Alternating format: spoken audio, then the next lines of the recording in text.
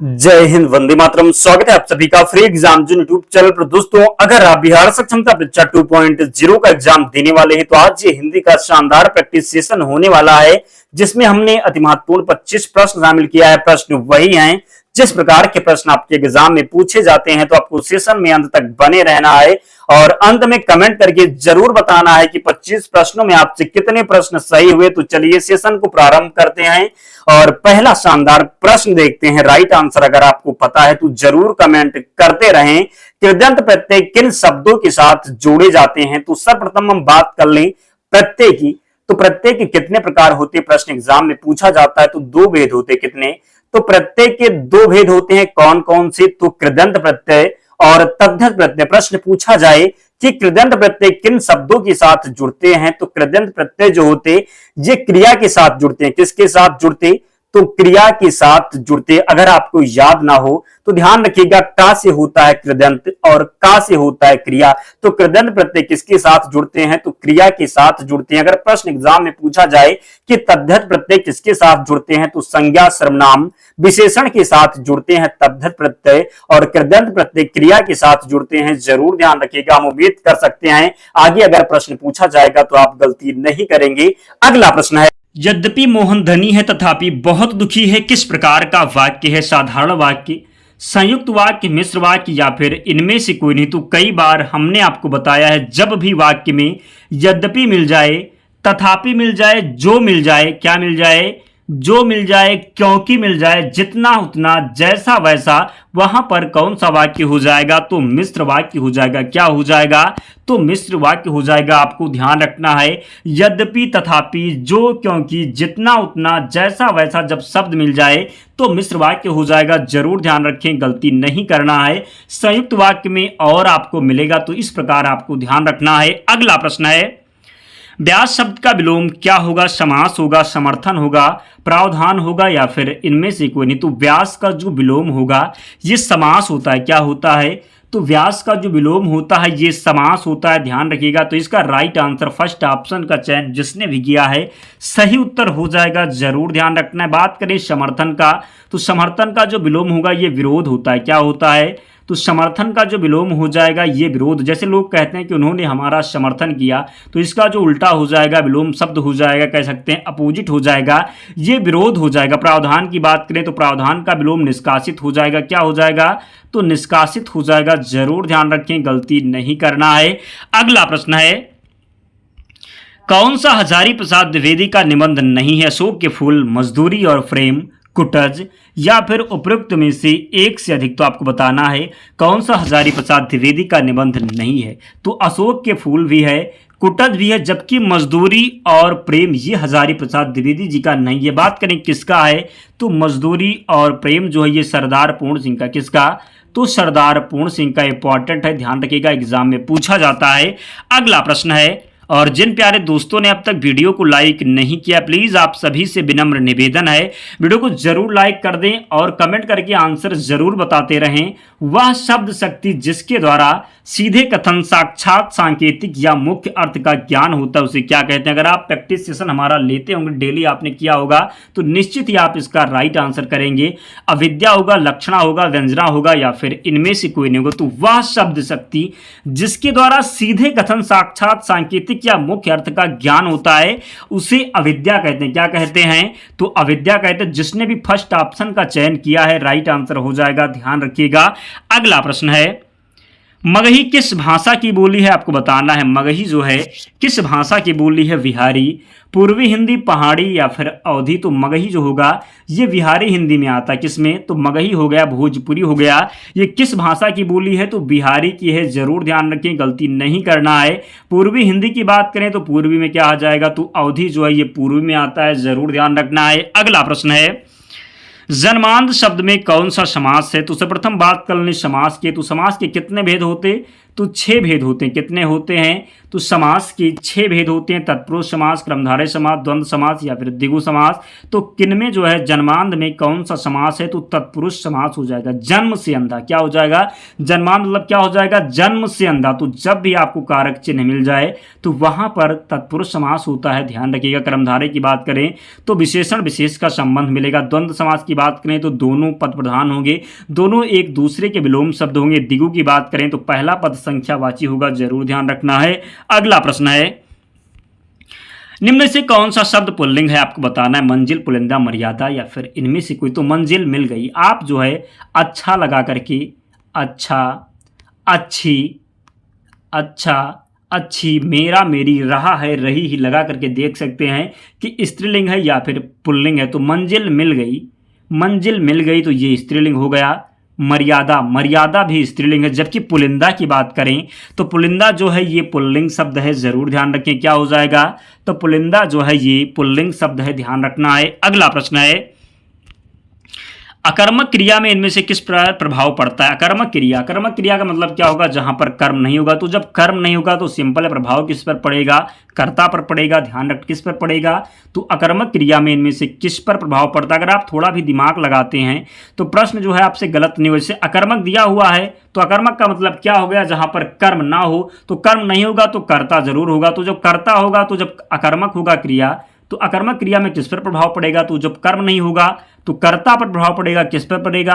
तो कर्ता पर पड़ेगा, ध्यान रखना है। अगला प्रश्न है, इनमें से समूहवाचक संज्ञा कौन सी? समूह का मतलब क्या होता है? जो पूरे समूह का बोध कराए। क्या? जो पूरे समूह का बोध कराए। एक ना हो, कई हो, वहां पर पूरे समूह में हो, ध्यान रखना है। सर्वप्रथम बात कर लें कि संज्ञा के कितने भेद होते हैं। संज्ञा कितने प्रकार की होती है? तो 5 प्रकार। कितने? तो संज्ञा जो होती है ये 5 प्रकार की। अगर एग्जाम में पूछा जाए कि व्युत्पत्ति के आधार पर संज्ञा कितने प्रकार की होती है तो 3 प्रकार की होती है, ध्यान रखना। यहां पर पूछा गया है कि समूहवाचक संज्ञा कौन सी? तो सेना, सेना सबको बोला गया ना, सेना पूरी सेनाएं होती हैं। तो क्या हो गया? समूहवाचक हो गया। सेना क्या हो गया? समूहवाचक। जबकि राम की बात करें तो राम, राम क्या है? राम दुनिया में अकेला। कोई नाम हो जो दुनिया में अकेला हो। हिमालय, हिमालय क्या है? दुनिया में अकेला। तो ये व्यक्तिवाचक में जाएगा। किसमें?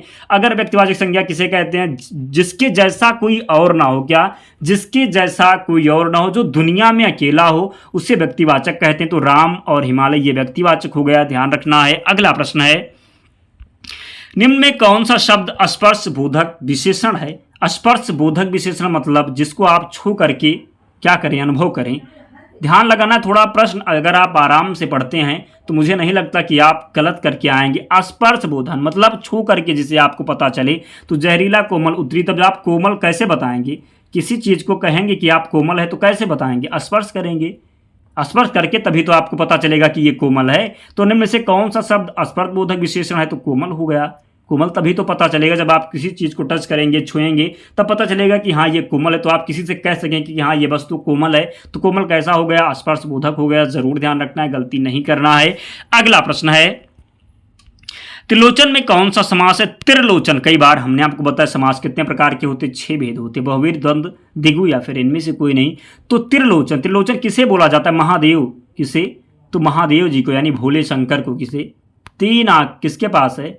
तो महादेव जी के पास है 3 आंख। तो त्रिलोचन। बहुवीर समास में क्या होता?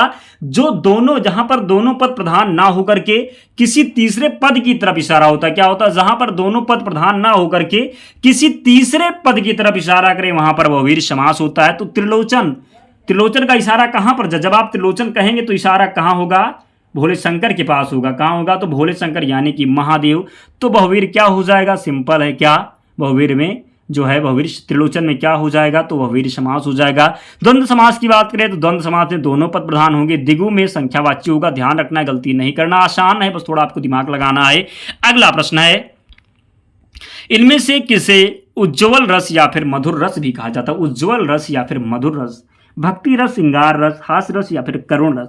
तो उज्ज्वल रस या फिर मधुर रस। तो भक्ति, जहां पर भी भक्ति होगी वहीं पर ही मधुरता होगी। क्या? जहां पर ही भक्ति होगा वहीं पर ही मधुरता होगी। तो सिंपल है, यहां पर क्या हो जाएगा? भक्ति रस। इनमें से किसे उज्ज्वल रस या फिर मधुर रस भी कहते हैं? तो जहां पर ही भक्ति होगी वहीं पर मधुरता होगी। तो भक्ति रस क्या हो जाएगा? मधुर रस किसे कहते हैं? तो भक्ति रस को जरूर ध्यान रखें। अगला प्रश्न है, इनमें से कौन सा शब्द तत्सम है? कई बार हमने आपको बताया तत्सम शब्द किन्हें कहते हैं। जो संस्कृत के शब्द ज्यों के त्यों प्रयोग होते हैं उन्हें तत्सम शब्द कहते हैं। आपको यहाँ पर पढ़ें और बताएं कौन सा ऐसा शब्द है जो संस्कृत का लग रहा है। क्या लग रहा है? तो कौन सा शब्द है जो संस्कृत का लग रहा है? तो पंख। पंख तो तद्भव शब्द है। पंख का जो तत्सम होता है क्या होता है? पक्ष होता है। क्या होता है?